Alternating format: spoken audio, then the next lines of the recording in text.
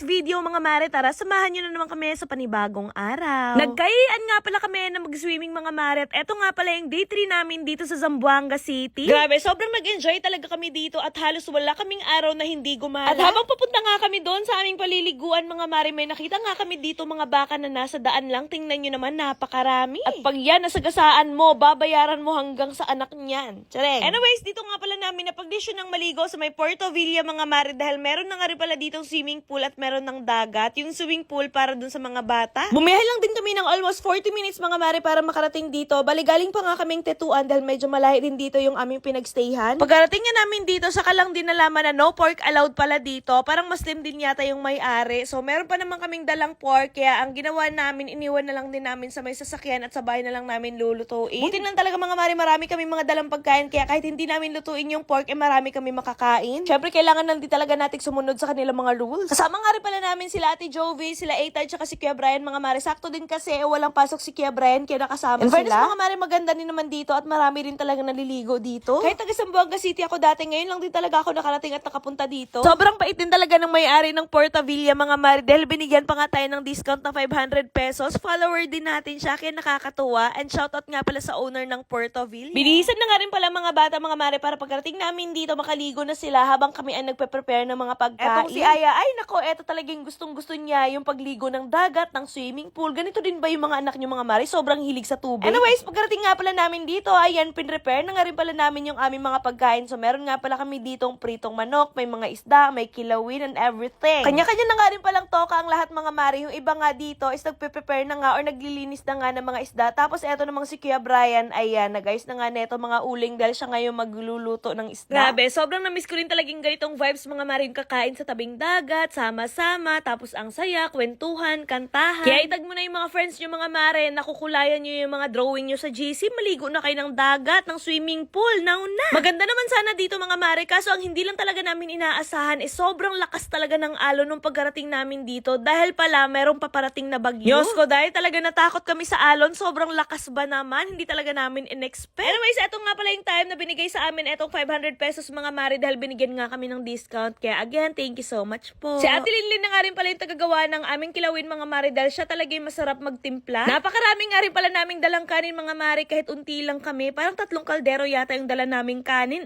Meron din kami ditong lato, meron kami ditong seaweeds, as in sobrang dami naming dala. Buti na lang din talaga hindi namin naluto yung aming pork dahil yun na lang yung kakainin namin kinabukasan. O siya mga mare, yan lang muna ang update natin for today's video. See you on my next vlog. Mwah. Oops! Gusto niyo bang manalo ulit ng 1,000 pesos? Wala kayo bang gagawin kundi mag-register lang at mag-cash in ng 100 pesos na nasa comment section ng link and mamimili ako ng mabibigyan ng 1,000 pesos. Pero bago yon, ituturo ko na muna sa inyo kung paano manalo at maglaro dito sa may PH MOBA. So dito sa PH MOBA, napakarami nga palang games na pwedeng pagpilian dito, pero eto nga pala yung Super Ace yung nilalaro ko. Tumaya na ako dito guys ng 500 pesos and titingnan natin kung mananalo tayo ngayon. Ay, 25! Ayan, nanalo tayong 25 pesos. Not bad. 500! O, diba? Nabawi kagad natin yung 500 pesos. Ay, 200! Nanalo ulit tayong 200 pesos.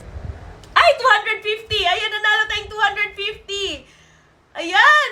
Let's go! Ay! 4,400 pesos! Hala, ang laki! OMG! OMG, ang laki ng napanalunan natin!